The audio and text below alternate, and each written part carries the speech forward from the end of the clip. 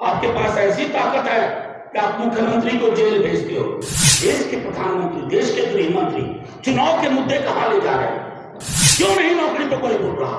क्यों नहीं आप लोग पूछ रहे हैं? रोजगार पर क्यों नहीं बोल रहे हैं? प्रधानमंत्री जी कूड़ा कचरा के बीच में यथार्थ को पिक करने की कला विकसित करिए। नमस्कार, आप देख रहे हैं केबीसी न्यूज में हूं आपके साथ अंशु गोस्वामी।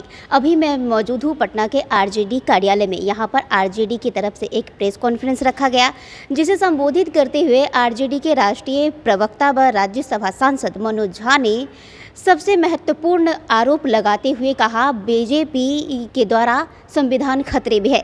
खास करके उन्होंने कहा कि प्रधानमंत्री मोदी चाहते हैं कि संविधान बदलकर वो लोगों की आज़ादी व जातिगत उनके जो अपनी विशेषता है उनको खतरे में वो रखना चाहते हैं। ये आरोप लगाया मनोज झा ने। तो साथ ही उन्होंने दूसरे चरण के चुनाव जैसे सीमांचल में कल से शुरू हो रहा है, इस पर भी उन्होंने कहा कि सीमांचल में जिस तरह से बीमा भारती को फंसाया जा रहा है, उनके पीए द्वारा जो सूटकेस से 10 लाख रुपए निकले हैं, उस पर भी उन्होंने कहा कि ये फंसाने का काम है। और प्रधानमंत्री मोदी और बीजेपी मेन मुद्दे की बात नहीं करती, जन कल्याण की बात नहीं करती। और साथ ही साथ उन्होंने आरोप लगाते हुए, कटाक्ष करते हुए कहा कि अमित शाह और जेपी नड्डा की अगर मंच की बात करें तो करोड़ों में है, संसाधन उनके पास अनेक है, पर लोक कल्याण जनहित के लिए उनके पास कोई भी कारगर काम नहीं है। आगे क्या कुछ कहा मनोज झा ने, जानना बेहद जरूरी है। देखिए क्या कहा उन्होंने इस रिपोर्ट में। लेकिन हमारे जो मौजूदा प्रधानमंत्री हैं वो नाउम्मीदी इतनी दे चुके हैं, अब उम्मीद को भी उनसे उम्मीद नहीं है।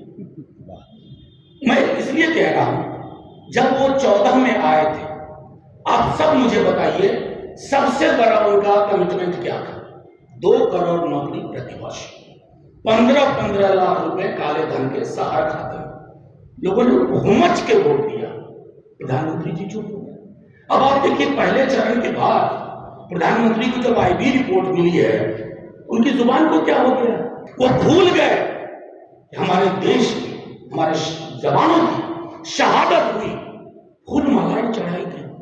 उन परिवारों को देखा, क्या उन परिवारों को रिपोर्ट का इंतजार नहीं है? जो सतपाल मलिक जी कह रहे हैं, लगातार कह रहे हैं। मैं सिर्फ इतना कहना चाहता हूं, प्रधानमंत्री जी अब देश के बड़े नेता हैं, आपसे उम्मीद है कि आप असत्य ना बोले। प्रधानमंत्री जी कूड़ा कचरा के बीच में यथार्थ को पिक करने की कला विकसित करिए। अगर आप वो कर लेंगे, अगली बार आप प्रधानमंत्री बने ना बने, कम से कम आपकी गलतियां लोग बिसरा देंगे।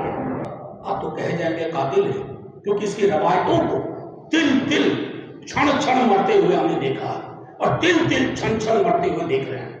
देश के प्रधानमंत्री, देश के गृह मंत्री चुनाव के मुद्दे कहां ले जा रहे हैं? क्यों नहीं नौकरी पर कोई बोल रहा? क्यों नहीं आप लोग पूछ रहे हैं? रोजगार पर क्यों नहीं बोल रहे हैं? सामाजिक सुरक्षा पे क्यों नहीं बोल रहे हैं? ओल्ड एज पेंशन पे क्यों नहीं बोल रहे हैं? इसलिए कि वो की बंद है। नौकरी और रोजगार और आर्थिक सबलीकरण, सामाजिक आर्थिक न्याय के मुद्दों से रंच मात्र भी विचलन ना हो। इसलिए कल भी एक फेज चुनाव है। मैंने पहले भी कहा कि लोकतंत्र बचाने का चुनाव है। ये चुनाव आम चुनाव पहले की तरह का नहीं है, ये खास चुनाव है। और वो खास चुनाव है जहां अकलियत हो या अक्सरियत हो, उन सबको एक संदेश देना है कि मोदी जी बस हो, क्योंकि आपके पास पैसों की बहुत बड़ी ताकत है। आपके पास ऐसी ताकत है कि आप मुख्यमंत्री को जेल भेजते हो। आपके ऐसी ताकत है कि आप तेजस्वी जैसे जो आपको चैलेंज करते हैं उनको जेल भेजने की जरूरत में लगे हुए। तो मैं इसे इतना कहूंगा कि रथ का पहिया मुड़ता है, चीजें मुड़ रही है, पलट रही है, और जब पलटेंगी आप भी सब में आए।